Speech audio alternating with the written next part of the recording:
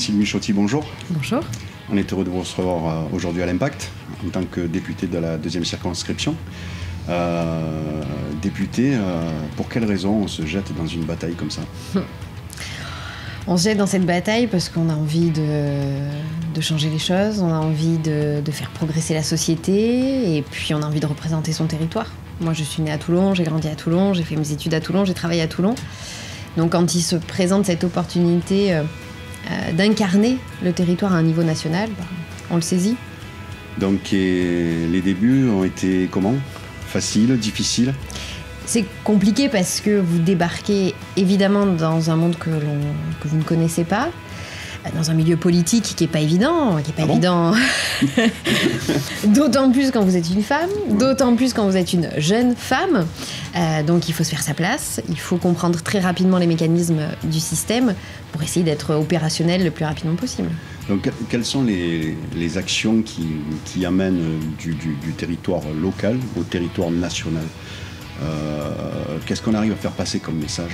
C'est tout l'enjeu et toute la particularité de ce mandat de parlementaire, de député, où vous êtes à la fois un élu national, et la moitié de votre temps que vous êtes à Paris, l'autre moitié de votre temps que vous êtes dans votre territoire, et l'objectif est de nourrir les projets de loi, les propositions de loi de réalité que vous vivez ici, et à la fois, une fois que vous avez voté une loi, que vous l'avez travaillée, d'essayer d'expliquer pourquoi elle va changer les choses sur votre territoire. Donc il y a cet aller-retour permanent qui n'est pas évident.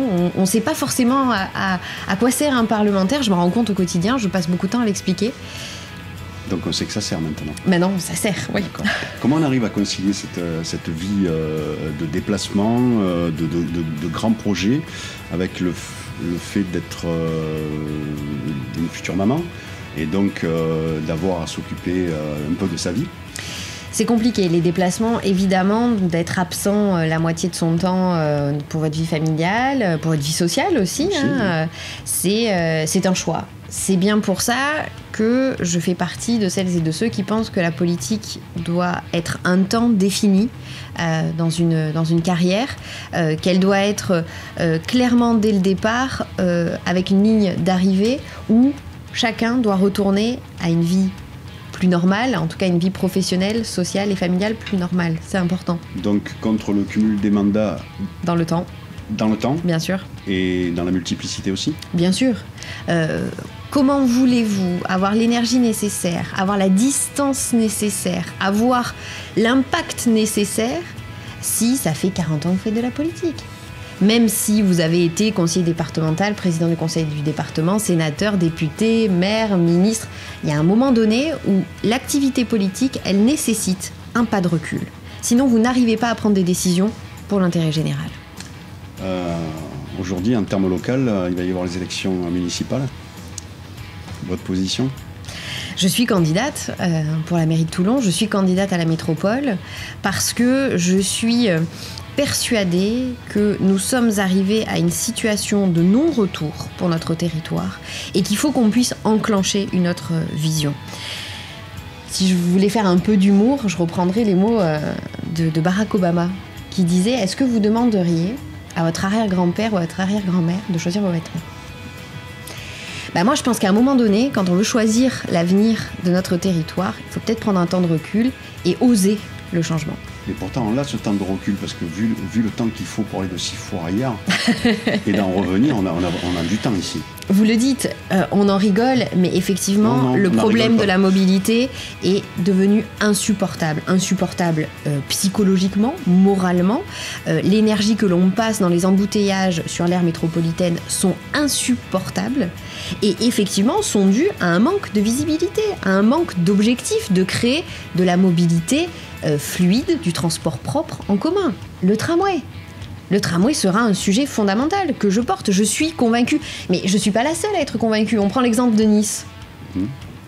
Ils ont fait ce pas-là vers le tramway qui permet du développement économique, qui permet une meilleure qualité de l'air. Ce n'est pas que aussi du temps de transport, c'est plein de choses derrière. Et est-ce que le fait d'être une femme féminise les décisions? Je sais pas. Plein d'études montrent que quand les femmes prennent des décisions, ce ne sont en général pas toujours les mêmes que celles d'hommes. Mais en politique, il faut aussi avoir l'intelligence de s'entourer, de partager aussi sa prise de décision.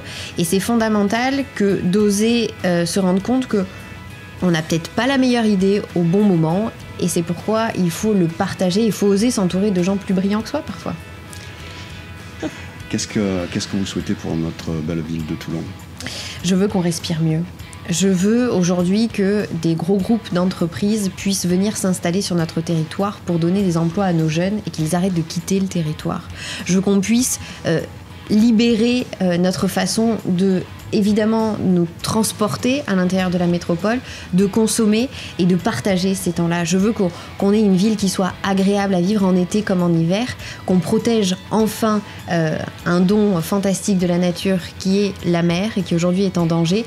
Et pour toutes ces raisons, il faut que Toulon soit un modèle national en termes de transition énergétique et écologique.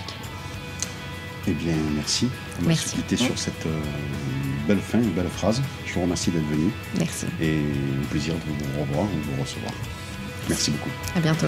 Donc, y a-t-il une question que je ne vous ai pas posée ? Je ne sais pas.